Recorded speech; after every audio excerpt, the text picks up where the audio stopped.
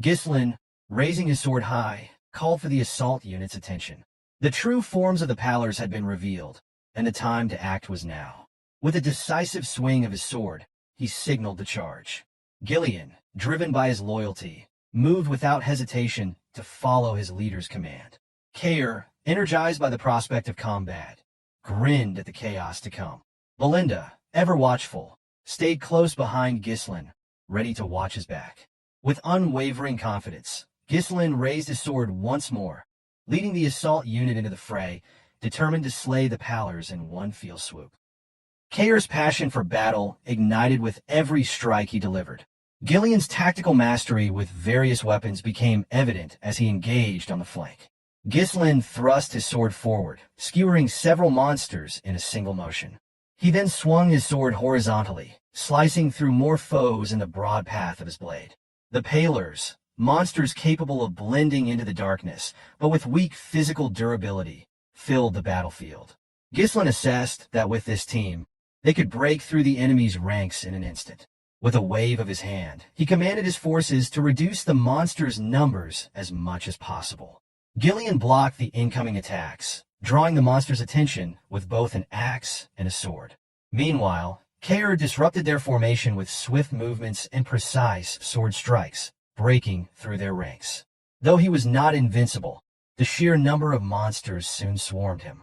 At that moment, Belinda stepped in, creating an opening by throwing 8 daggers at the monsters surrounding Kair. Once she has done her part, she called out to Ghislain, signaling him to step in. Ghislain leaped high into the air, his sword moving as though dancing with the wind. He came down hard, striking with the full power of his blade, cutting down monsters in his path. This was the strength of Perdium's elite force in action. As magical light illuminated the battlefield, the fight continued around the shield and crossbow units. Fortunately, the monsters had yet to break through the mercenaries' ranks. From behind their shields, mercenaries shot their arrows without hesitation. One mercenary cursed the overwhelming number of monsters. Another reported running out of bolts. The pressure was mounting, and many wondered when the assault unit would arrive. The Pallors, growing closer with their gaping mouths, caused the shield unit to cry out in fear. But just as things seemed dire, the assault squad swept in from the flank, their weapons never pausing as they slaughtered the hundreds of Pallors in front of them. Ghislain paused briefly, silently commending the 2 units who had managed to hold their ground. Now, all 3 units were united. He could feel the momentum shift in their favor. One of the mercenaries shouted that the boss had arrived. Others, relieved, began shouting that they were saved. Gordon, visibly pleased, noted that the plan was going well.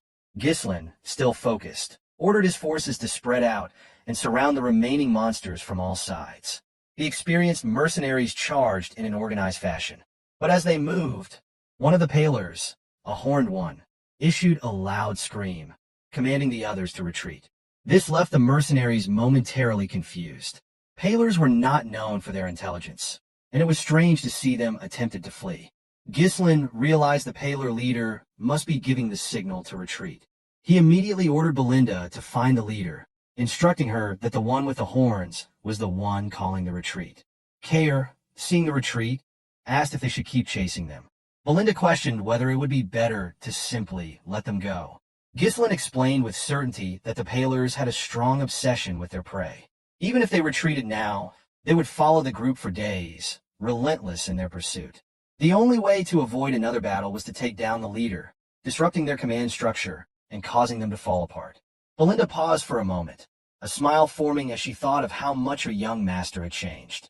She pulled out a hook attached to a line, infused it with mana, and expertly threw it toward a tree trunk. She used the line to propel herself into the air, soaring over the retreating Pallors and heading straight for the leader.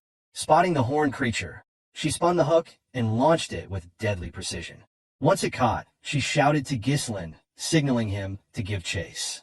Ghislain, seeing her signal, stretched his arm back and murmured to himself that he had found the target. With a burst of power, he poured mana into his legs and launched himself forward. He tore through the Pallors' ranks, cutting down several as he made his way to the leader.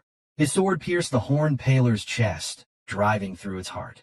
He muttered that it was the end, then swung his sword once more to cleave the leader's body in two. With the leader dead, Ghislain turned to the remaining mercenaries and ordered them to wipe out the remaining monsters. He stood fearlessly before the mob of Palers, watching as the mercenaries charged forward without hesitation. One of the mercenaries, filled with anger, shouted that they would make the Palers regret ever trying to hunt them. Kair, eager to prove his strength, shouted for his men to do better than the last remnants of the Ratatas mercenaries. Ghislain, hearing the provocation, sighed but offered no response. As the sun rose over the mountain range, casting its light over the battlefield, the mercenaries, aided by light scroll magic, fought through the night with relentless vigor. Ghislain stabbed the last of the Palers, ending the battle at last.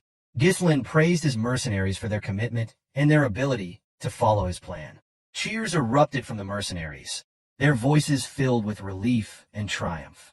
The battle was over, and the big three stood together. Ghislain commended Ghislain for his efforts, praising him for his hard work. Ghislain, acknowledging the compliment, responded that everyone had done well. Belinda, ever concerned, asked if Ghislain was hurt anywhere. Ghislain immediately turned his attention to the situation at hand, instructing Belinda to check the head count right away. He also directed Kair to bring the Cerberus mercenaries, without pausing for rest.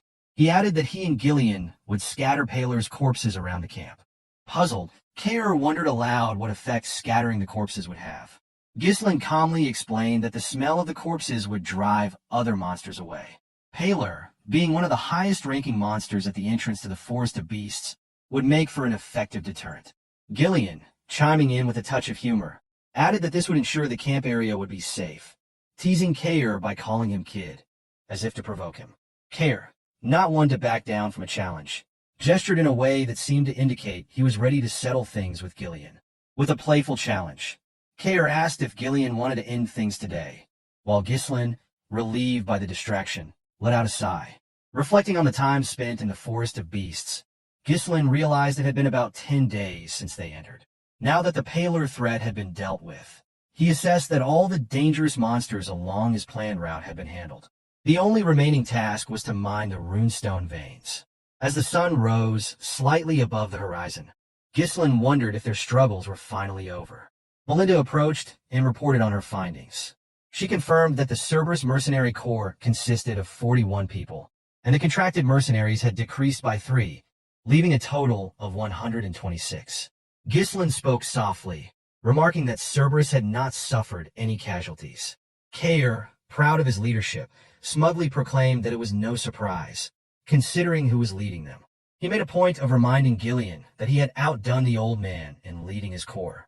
Ghislain, focused on the situation, asked about the 3 contracted mercenaries who had died. Belinda explained that their identities could not be confirmed, as their bodies had not been found. Gordon added that Manus was missing, and the others speculated that he might have died in battle. However, this theory was quickly dismissed, as one mercenary pointed out that there were no bodies to support that claim. Another mercenary suggested that Manus had likely sneaked away. The others noted that it was not surprising, given Manus' track record. It was obvious that Manus had somehow convinced 2 other mercenaries to abandon the group and leave. As Ghislain processed this information, 2 mercenaries, who had followed Manus, began talking about the intense battle they had just survived. One remarked that they would have died if Manus hadn't run, as he had urged them to do. The other chimed in, suggesting that now that they had put some distance between themselves and the danger, they could afford to slow down a bit. But Manus, more practical than the others, snapped at them, urging them to keep running while the monsters were distracted. He emphasized that they needed to get out while they could if they wanted to survive. When he glanced back, however, he noticed the 2 mercenaries had stopped in their tracks. Manus, still oblivious to the danger, asked them why they stopped. Before the 2 could respond, they froze in fear. One of them pointed behind Manus, and he turned around to face the source of their terror. A pair of crimson-red eyes stared back at them. Looming over them was a gigantic snake, large enough to swallow a person whole. The 3 mercenaries stood frozen in fear, realizing too late that they had provoked a creature far beyond their ability to escape. So, friends, this chapter comes to an end. What will happen next? We'll uncover it in the next chapter. Don't forget to rate this chapter out of 10 in the comments. We'll see you in the next video. Until then, take care and goodbye. Don't forget to like the video and subscribe to the channel.